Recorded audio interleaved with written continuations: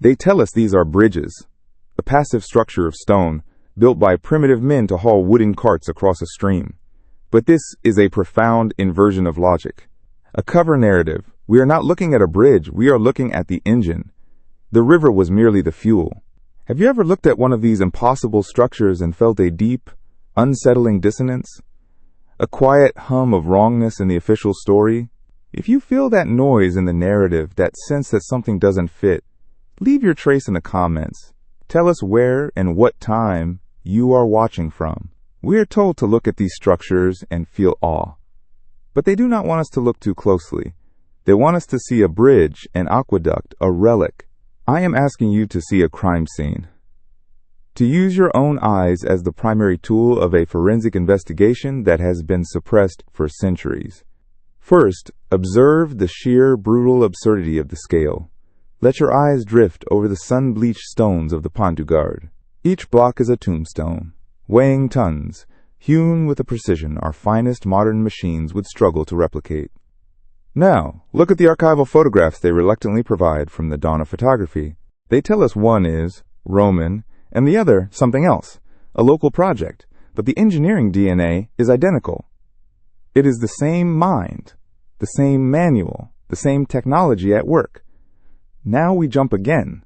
We are in North Africa, in modern-day Tunisia, before the aqueduct of Zagouan, miles and miles of stone arteries, marching across the landscape with a geometric precision that laughs at the primitive tools supposedly used to build them. Its arches are a mirror image of those we just left in Spain and Turkey. This is not coincidence. This is not cultural exchange. This is a blueprint. This is a franchise. We are seeing the ghost of a single, unified infrastructure project that dwarfed anything built before or since. The trail does not end there. It leads us into the Balkans, to structures attributed to Ottomans or Byzantines, yet they bear the same unmistakable fingerprints. We find it in France, with the Pont du Gard, the poster child for a history that never happened. We see echoes of it in the forgotten corners of Portugal, in the sun-bleached ruins of the Levant. A network of stone and precision stretching across continents that were supposedly disconnected, built by cultures who were supposedly enemies, all adhering to a single, advanced engineering standard. See the figures standing beside it. They are not proud engineers. They are small, ragged men in patched clothing, leading emaciated horses pulling rickety wooden carts. The contrast is a psychic shock, a deliberate weaponization of cognitive dissonance. Look at the aqueduct of Segovia, a titan of granite marching across a valley. And there, at its feet, are the documented users. Peasants whose greatest technological achievement was a wooden wheel that wobbled. We are shown a technology of giants, being used by a world of ants.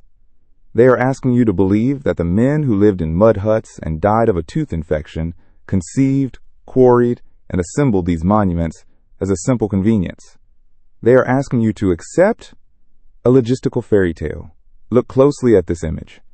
If you too can see the impossibility, if your own logic screams that something is profoundly wrong here, then you are beginning to wake up. Signal it. Mark this transmission with your like, so the algorithm cannot bury what our own eyes can see. Now, lower your gaze. Follow the colossal pillars down, past the graffiti of centuries, past the reach of the sun, down to where the stone meets the earth. And here, the central piece of evidence reveals itself. Where are the foundations? This is the great paradox they cannot explain away. Before the age of global communication, before the internet, before satellites, before even the printing press, there existed a civilization capable of deploying a perfectly standardized architectural and engineering system from the Atlantic coast to the Mesopotamian basin. They want us to believe that dozens of cultures, independently and simultaneously, arrived at the exact same, impossibly advanced, over-engineered solution for crossing rivers and moving water. The mathematics of such a coincidence are more fantastical than any theory they accuse us of. The truth is far simpler and far more terrifying in its implications. There was one builder, one network, one global empire, an empire whose name has been systematically erased from our memory, its colossal achievements sliced up and attributed to the local squatters who came after the fall. They call it Roman, they call it Moorish, they call it Byzantine, to maintain the illusion of a fragmented past.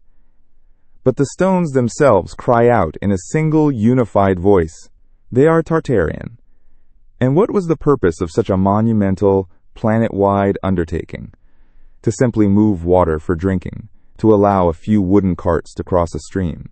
The absurdity of that explanation is an insult to our intelligence. The function must match the form.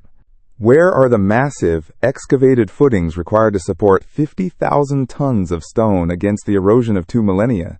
They are not there. These structures do not rest tons of ground. They emerge from it. They rise from the bedrock and the soil as if they were the exposed spine of some far greater buried leviathan. We are not looking at a complete structure. We are looking at the visible tip of an iceberg of forgotten technology. Trace the stains on the stone with your mind's eye. See the ghostly water lines, the mark of a forgotten deluge, dozens of feet above the placid little stream that trickles below today. This is the scar of the cataclysm, the high water mark of the mud flood, an event of liquefaction and burial that redefined the very ground we stand on. Look at the lower arches, the ones closest to the current ground level. On so many of these ancient titans, they are not arches at all. They are choked, filled in tunnels, clogged with centuries of compacted earth and sediment. Their original function has been completely obscured, their true depth intentionally unexcavated by an archaeology that has been ordered when to stop digging. They tell us these were the first levels of the bridge. The purpose must be as grand as the execution. These structures were never passive conduits. They were active machinery. They were the surviving bones of a planetary energy grid. The water was not the cargo. It was the fuel. Flowing through precisely engineered channels, designed according to the lost science of cymatics and harmonic resonance, the water's movement generated a powerful charge. It was not just water being transported, but energy, a vast, free, atmospheric energy drawn from the natural frequencies of the earth and the water flowing over it. These were not mere aqueducts. They were hydroelectric resonators. They were not bridges. They were frequency dams. Look closer. Their placement is never random. They are anchored to the Earth's ley lines. The natural meridians of terrestrial energy, the ornate keystones, the decorative carvings, the statues, these were not aesthetic choices. They were functional components of a lost technology. They were terminals, capacitors, harmonic resonators, designed to gather, amplify, and broadcast energy across the landscape. This was the infrastructure that powered the old world, the world of silent, luminous cities, of clean and limitless power. The world before the reset, the world we were made to forget. This grid was the source of their power, and its remnants were the targets of a great and terrible cleansing. But the evidence, the silent testimony of the mud and the stone, screams that these were once towering, open arches, and that their true foundations lie in a world buried deep beneath our own. This is not a bridge. It is a machine, drowned in a sea of mud, its true purpose lost to a carefully engineered amnesia. We are the survivors of a shipwreck, living in the wreckage, calling the mast the flagpole. And so we arrive at the heart of the deception, the official narrative, the bedtime story we are told, to make the giants sleep. It is a tale of ingenuity and imperial might, of Roman legions marching across the land, taming nature with nothing more than grit, genius, and primitive tools. It's a comforting story, a simple story, and like all carefully constructed fables, it falls apart under the slightest pressure of logical inquiry. They present us with a timeline, a neat, tidy little chronology that fits perfectly into the approved historical matrix. They point to the Pont du Gard, a titan of stone weighing over 50,000 tons, and tell us with a straight face that it was erected in 5 years. 5 years. Let that number resonate for a moment. Let the sheer, breathtaking absurdity of the claim settle in. The great world's fairs of the 19th century were not a celebration of new inventions. They were the final, desperate exhibition of this inherited technology before it was ordered to be dismantled. And the great fires that followed, in Chicago, in San Francisco, in countless other cities across the globe, were not accidents. They were a coordinated demolition, a scorched earth campaign to destroy the urban terminals of this grid, to sever our connection to the free energy of the past, and to plunge us into a new age of scarcity, toil, and control. The deception is so profound because the evidence has been hiding in plain sight, redefined by the very language we use. They gave us the word, bridge, to blind us to the machine. But the signature of this lost world is not confined to remote valleys and ancient ruins. The architectural DNA, the resonance of this unified civilization, echoes in the buildings you see every day. Look around you. Look at the old world architecture in your own town, your own city. That old bank from the 1800s with its impossible columns. That courthouse that looks like a Roman temple. That post office built with the precision of a watchmaker. These are not imitations. They are not revivals. They are the last surviving urban nodes of the same system, built by the same culture, often on the buried foundations of much older structures. This is not history. It is a challenge to our intelligence, a test to see if we are still paying attention. We are meant to envision legions of men in sandals and leather skirts, quarrying, dressing, and lifting blocks of stone, weighing up to 6 tons, 48 meters into the air, using little more than rope, wood, and animal muscle. They ask us to believe that this industrial-scale operation, requiring the daily extraction and placement of nearly 30 tons of precision-cut stone every single day, without fail, through winters, through summers, through logistical nightmares, was accomplished by a pre-industrial society. Does this sound like a historical account to you? Or does it sound like a cover story, a hastily written script to explain away an anomaly that should not exist? The cognitive dissonance they demand from us is staggering. We are shown faded 19th century photographs of these same structures, with ragged peasants and their wooden carts looking like insects at the base of a skyscraper. The technology of the structure is from a future we have yet to achieve, yet its documented users are from a past we can barely imagine. This is the paradox they want us to ignore. The great silent contradiction standing in plain sight. They tell us the Romans built this. They are the smaller capillaries connected to the great stone arteries we see crossing the countryside.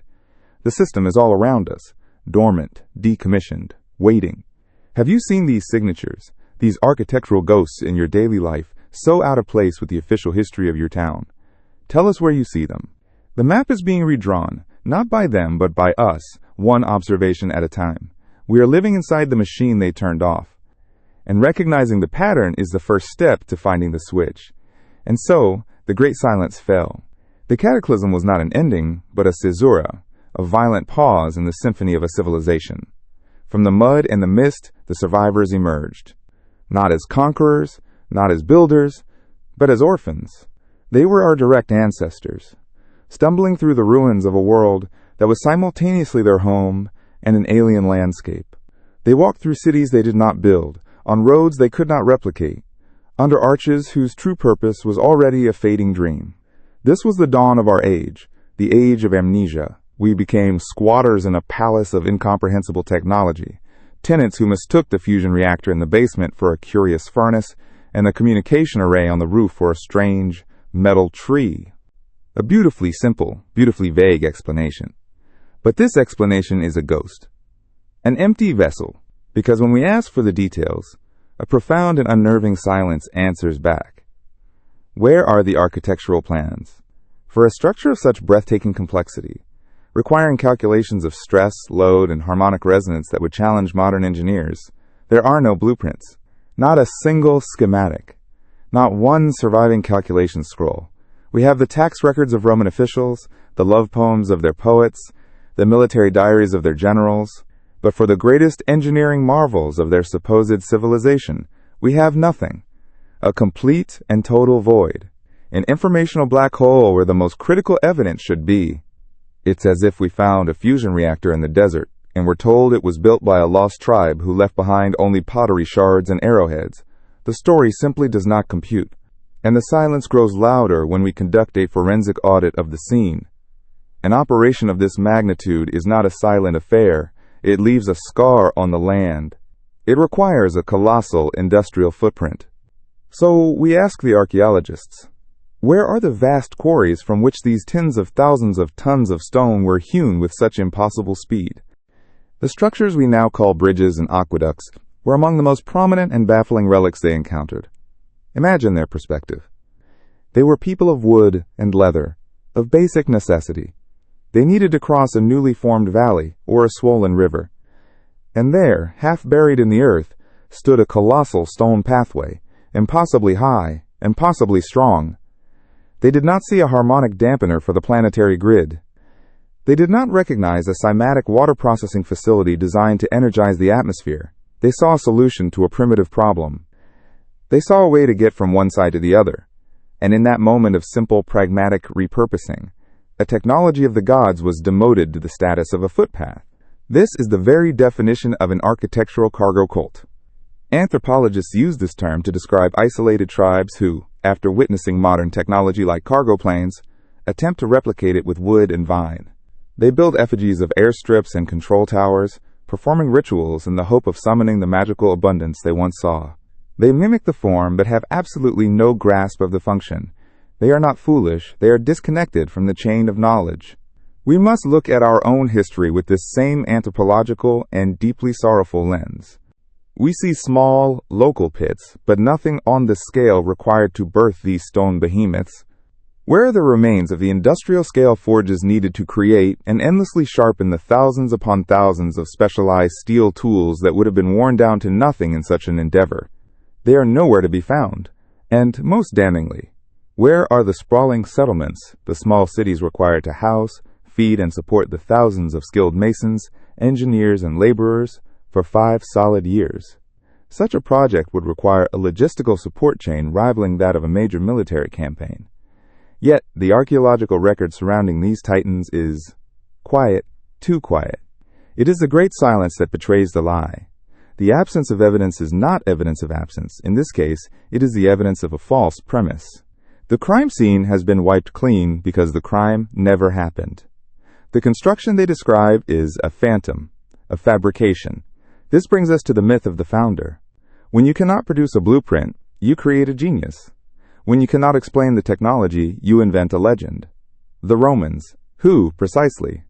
Which architect? Which master engineer? What were their names? For the great cathedrals of Europe, we know the names of the master builders. We are that tribe. We found the silent, dormant machinery of a forgotten science and, having lost the instruction manual, we began to worship the casing. The function of these grand structures was lost to the trauma of the reset, and so we, the inheritors, replaced function with ritual. Look closer at the so-called ornamentation. The statues of gods and emperors placed in the niches of these aqueducts, the intricate geometric patterns on the keystones of the arches, the obelisks and spires that often stood nearby. Our current narrative dismisses this as decoration, as the aesthetic flourish of a confident empire. This is a profound misreading. It is the equivalent of finding a circuit board and calling the transistors and capacitors pretty beads. Those elements were not decorative. They were functional components of a resonant machine. The statues were not just art. Their specific mass and placement were likely harmonic resonators, tuning the structure to a specific frequency. The geometric patterns were not mere mosaics. They were diagrams of energy flow, functioning as fractal antennas. These were not bridges with art on them. The art was the engine. But our ancestors, the survivors, could not know this. They saw figures that resembled powerful beings and assumed they were objects of worship. They saw complex patterns and copied them, believing them to be sacred symbols. We have the records of the guilds, we have the diaries of their construction.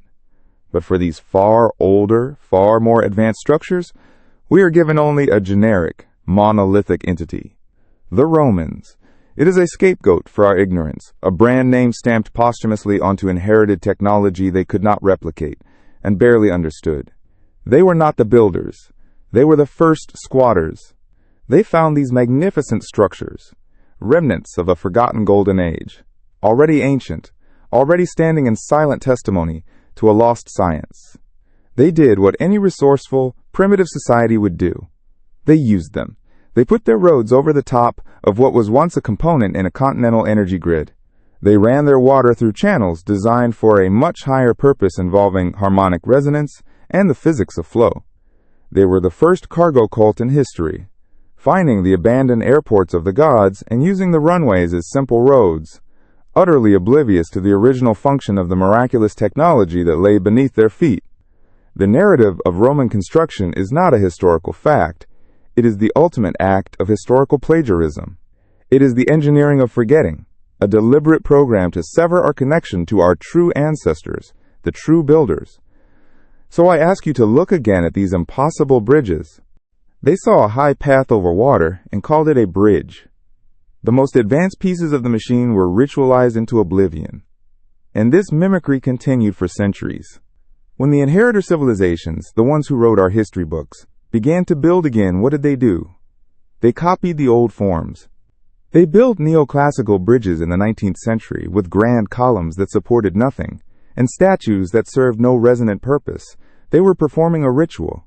They were building the straw and vine replicas of a technology they could no longer activate.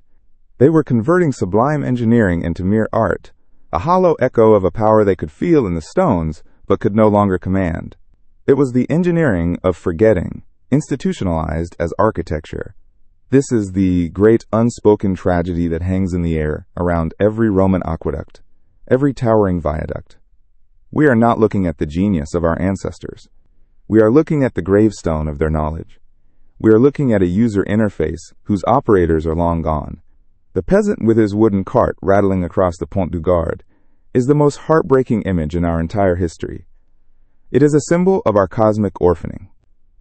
A man using a starship's engine casing as a shed. Do you still see the work of Roman legionaries? Or do you, like us, now see the weathered, silent ruins of a forgotten world and hear the faint, mocking echo of a history that has been stolen from us? They tell us the story was written by the victors. This is a comforting, almost romantic notion. The truth, however, is far more sterile, far more clinical. The story was not written by victors. It was fabricated by inheritors. It was engineered by squatters who found themselves living in the silent, colossal ruins of a world they could not comprehend, and so they drafted a history for themselves that made them feel like masters, not orphans. They committed the ultimate act of plagiarism, signing their names to an epic they did not write. And like any fraudulent document, it falls apart under forensic scrutiny. We have examined the visual evidence, the gaping wounds in the official timeline. Now we move from the crime scene to the ledger. We will conduct a cold, dispassionate audit. We will set aside the grand tales of imperial glory and speak the only language that cannot be manipulated. The language of mathematics, of physics, of logistics. This is where the grand narrative of Rome and of all the so-called classical empires does not just fray at the edges. The cognitive dissonance is a scream that echoes through the centuries, but we have been taught not to hear it. We have been conditioned to see it as a triumph of primitive man, when it is, in fact, the most poignant evidence of our technological fall from grace. They tell us our ancestors were brilliant for building these things with hammers and chisels. The truth is far more tragic. They were simply the first ones to find them, broken and silent, and clever enough to figure out you could walk across them. This sense of architectural melancholy, this feeling that the world is a museum of things we no longer know how to use, is not a product of your imagination. It is the signal. It's the phantom limb of a memory, the ache of a stolen inheritance. The sadness is the compass. If this vision of an amnesiac humanity, living in the shadow of its own forgotten genius, resonates with you, then ensure you are subscribed. We need awakened minds here to help piece together this fractured memory, to learn to read the schematics hidden in the stone. History did not simply fade, it was murdered. The mechanism of its execution was not the slow grind of centuries, but a single, brutal, and impossibly elegant stroke. It evaporates into a statistical impossibility. Let us place the Pont du Gard on the examination table. The official story, the one repeated in every textbook and by every tour guide, is that this structure was built in the 1st century AD in a breathtakingly short span of 5 years. A marvel of Roman engineering, they say. We are meant to applaud the genius, the sheer willpower, but we will not applaud. We will calculate. The structure is composed of an estimated 5,400 tons of precisely cut limestone. 5 years is 1,825 days. A simple division reveals the first crack in the facade. To meet this deadline, the builders would have had to quarry, cut with precision, transport, and lift into place an average of 27.6 tons of solid rock every single day. Pause for a moment and allow that number to sink in. 27.6 tons. That is the equivalent of about 20 modern cars.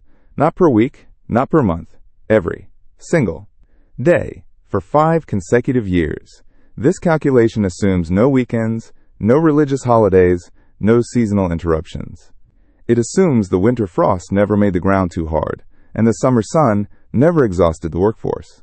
It assumes no labor disputes, no plague sweeping through the worker camps, no wars diverting resources, no supply chain failures. What we call the past is merely the crime scene. and we have been conditioned to admire the chalk outline instead of looking for the killer. The event was not a natural disaster. It was a tactical reset. A weapon was deployed, one that did not target cities with fire, but with frequency. Imagine a low, planetary hum, a resonant wave specifically tuned to the crystalline structure of silica in the soil, a sound that turned the very ground we stand on into a liquid slurry. This was the trigger for the Great Mud Flood. It wasn't a deluge from the heavens, but a liquefaction from below. The earth itself became the agent of erasure, swallowing entire city levels, burying the foundations of a global empire, and resetting the topography of the world in a matter of days, perhaps hours. This cataclysm was precise. It was designed not to obliterate the infrastructure of the old world, but to partially bury it, to disconnect it, to render it dormant. The most robust structures, our so-called Roman bridges and aqueducts, survived. They were too well engineered to be destroyed. But they were wounded, crippled, their true bases and lower levels drowned in a new layer of manufactured geology. This is why they appear to rise impossibly from the earth with no foundations. It demands a level of operational perfection that even a modern, automated, computer-managed corporation would struggle to achieve. And we are told this was accomplished by men with bronze tools, hemp ropes, and animal-powered carts. This isn't a historical account. It is a declaration of a miracle. It is a violation of the fundamental laws of project management and physical endurance. But let us grant them this miracle for a moment. Let us follow the journey of a single one of those multi-ton blocks. First, the quarry. To extract over 50,000 tons of stone in 5 years requires an industrial-scale operation. Where is this quarry? The supposed site at Vers is miles away. But more importantly, it bears none of the scars of such a frantic, massive, and rapid extraction. A modern quarry of this scale leaves a wound on the earth visible from space. The ancient quarry should show evidence of thousands of men working in concert, of immense waste piles, of a logistical hub for tools and transport. The archaeological record shows a profound silence. The evidence is not there.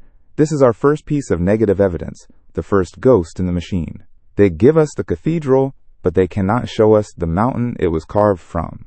Their foundations are still there, dozens of meters below what modern archaeology, in its breathtaking naivete, calls virgin soil. They stop digging precisely at the sediment line of the crime. They stop at the evidence. And in the chaotic aftermath, as the mud settled and the dazed, technologically orphaned survivors emerged, the second phase of the attack began, the intellectual purge. A new elite, the parasites who had either orchestrated the event or were best positioned to exploit it, seized control. Their primary objective was not reconstruction, but the complete and total annihilation of memory. This was the birth of the great engineering of forgetting, a planetary-scale archive burning. Libraries were not just sacked. Their contents were systematically replaced. Histories were not just ignored. They were meticulously rewritten. They needed a ghost to credit with the genius of the old world, a plausible but primitive force that could explain away the existence of cyclopean technology. They invented the Roman Empire. They crafted the Greeks. They created a linear, primitive timeline to mask the reality of a cyclical, high-tech past. Rome was not a civilization of builders. It was a cover story, a brilliantly crafted alibi for a crime of cosmic proportions. The narrative of legions and slaves hauling impossible stones with ropes and pulleys is a fairy tale designed to tranquilize our cognitive dissonance. Next, the stone is cut. We are not speaking of rough, asymmetrical blocks. Look closely at the Pont du Gard. The stones are fitted together with such precision that for centuries, no mortar was needed. This is not masonry, it is megalithic joinery. It implies a deep understanding of geometry and a method of cutting hard limestone to sub-centimeter tolerances. What tools achieved this? Bronze chisels would be rendered useless. Iron tools would need to be produced, sharpened, and replaced by the thousands. This requires forges, blacksmiths, and a constant supply of high-quality metal and coal. An entire industrial backbone must exist to support the men on the front line. Where are the remains of these forges? Where are the slag heaps containing tons of industrial waste? Where are the discarded, broken tools of this phantom army of artisans? Again, the historical and archaeological record presents us with a vacuum. We are shown the finished product and told to simply believe in the genius that produced it. without any supporting evidence for the immense industrial infrastructure that must underpin such a feat. Then comes transport. The blocks, some weighing up to 6 tons, had to be moved from the quarry to the construction site, over uneven terrain, through forests, across streams. How? On wooden carts with wooden wheels, pulled by oxen over rudimentary roads. It is an insult to mathematics, to physics, to logic itself. The true architects were erased. Anyone who remembered the world before, the world of atmospheric energy, of resonant healing, of a connected global civilization, was deemed a lunatic, a heretic, a danger. They were isolated in the newly created asylums, or they simply disappeared. A great silence was imposed. We are the children of that silence, born into a prison with no walls, admiring the technological marvels of our ancestors while being told they were the work of men with hammers and chisels. They engineered a mechanism to make us forget we were once gods. They rely on our quiet acceptance. Silence is their most potent weapon. Sharing this information is our defense. Send this to someone who needs to wake up. Let the echo of truth begin to break their carefully constructed silence. And so, we arrive at the final, quiet horror of the crime scene. The theft was not of land, or gold, or technology. The ultimate heist was the theft of our identity. We are a species with amnesia, cosmic orphans, living in the shadows of a legacy we cannot comprehend. We are the tribe that stumbles upon a silent, dormant nuclear power plant and, seeing only its immense stone shell, declares it a holy temple for our primitive gods. The logistical strain would be monumental. The number of animals, handlers, and road maintenance crews would be a small city in itself. And this city of workers needs to be fed every single day. A legion of farmers, bakers, and merchants is required just to sustain the workforce building the aqueduct. We are no longer talking about a single construction project. We are talking about the creation of a temporary, fully supported industrial city in the middle of rural Gaul. A city that, upon completion of the project, vanished without a trace. No foundations of mass housing, no granaries, no cemeteries for the workers who would have inevitably perished in such a dangerous undertaking. The narrative gives us a ghost army building a Titan structure and then fading away like mist. Finally, the most audacious part of the fantasy, the assembly. The structure rises to a height of 48 meters, the equivalent of a modern 15-story building. The keystone of the central arch, a single block weighing 6 tons, had to be lifted to that height and placed with millimeter precision. The official explanation involves complex wooden scaffolding and cranes, powered by human and animal muscle. Imagine the sheer scale of the force that would need to be felled to create a scaffold capable of supporting not just its own weight, but the weight of dozens of multi-ton blocks and the machinery to lift them. We light fires in its hallways, paint crude figures on its control panels, and tell our children that it was built by giants in a mythical age, never knowing we hold the key to reactivate it. Every so-called Roman aqueduct, every Cyclopean bridge we are told to admire, is not a monument to the glory of our ancestors. It is a tombstone, a cold granite marker for a memory that has been professionally assassinated. It is a testament to our profound ignorance, a constant, silent reminder of our own lost potential. The cognitive dissonance is the very air we breathe. We are told we evolved from mud hut dwellers to masters of logistics, yet the logistics of these structures defy our own modern industrial capacity. We are not the builders, we are the squatters. Heirs to a kingdom who have forgotten not only the location of the throne, but the very concept of royalty. This realization is the beginning of the end for the control matrix.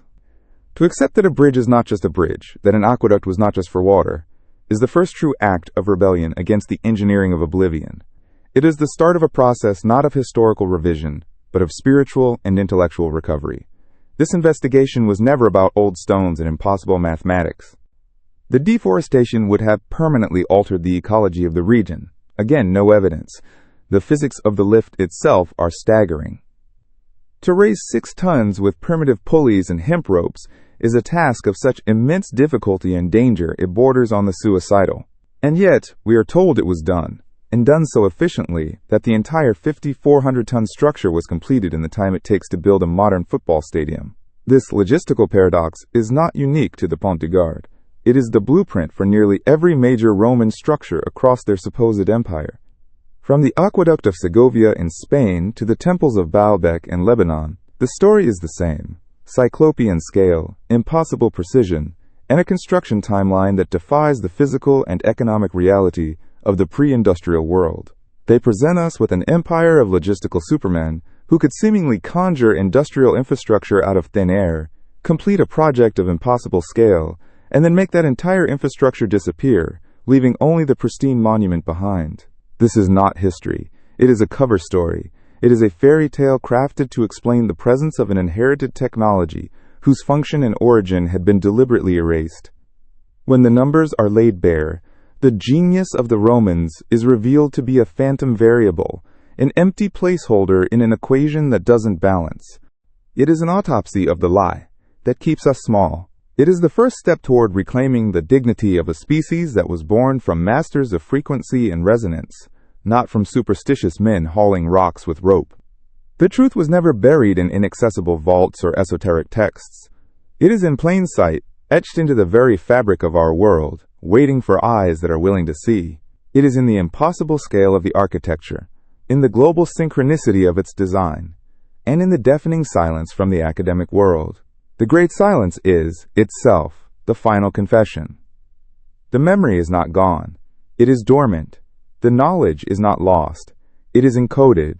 And our birthright is not to wander as amnesiacs in a museum we don't understand, but to find the master key, to turn the power back on, and to remember who we truly are. The investigation does not end here. It is a perpetual exhumation of a buried truth. If the frequency of this message resonates with the memory you feel in your bones, if you are compelled to continue this work with us, to dig deeper past the sediment of their official narrative, then you already know you belong here. The signal is active. The equation is missing the most critical element, the true nature of the civilization that preceded them. A civilization that did not count their progress in days or tons, because they operated with a different form of physics, a different understanding of energy and matter. They did not struggle against the stone. They commanded it. We are left with a simple, binary choice. We can either believe in a fantasy world where pre-industrial men, without power tools, without modern logistics, without a traceable industrial base, routinely violated the laws of physics and economics. Or we must confront the more challenging, more profound possibility that we are living amongst the ruins of a far more advanced age, and that the history we have been taught is nothing more than an elaborate, centuries-long effort to keep us from realizing what we have lost. The mathematics do not lie. It is the purest, most incorruptible language we possess. If you can reconcile these figures within the official narrative, if you can construct a logistical model that works using their primitive toolkit and leaves no archaeological trace, I, and thousands of others, would be genuinely interested to read your theory. The burden of proof, you see, is no longer on us. It is on them. The narrative they sold us is compartmentalized. Welcome to the resistance. It is a story of disconnected empires, rising and falling in isolation, each inventing the arch, the aqueduct, the dome, as if for the very first time. The Romans in Italy, the Moors in Spain, the Byzantines in the East. This is the foundational lie of the control matrix, to keep us divided in our history, so we cannot see the staggering, undeniable unity of our inheritance.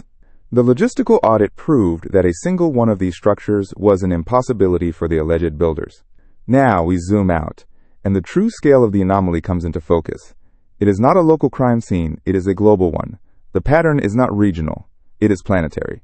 What we are looking at are not the scattered works of a dozen civilizations, but the standardized, mass-produced components of a single, globe-spanning one. Let us begin a journey not of miles, but of cognitive realignment. Stand before the Alcantara Bridge in Spain.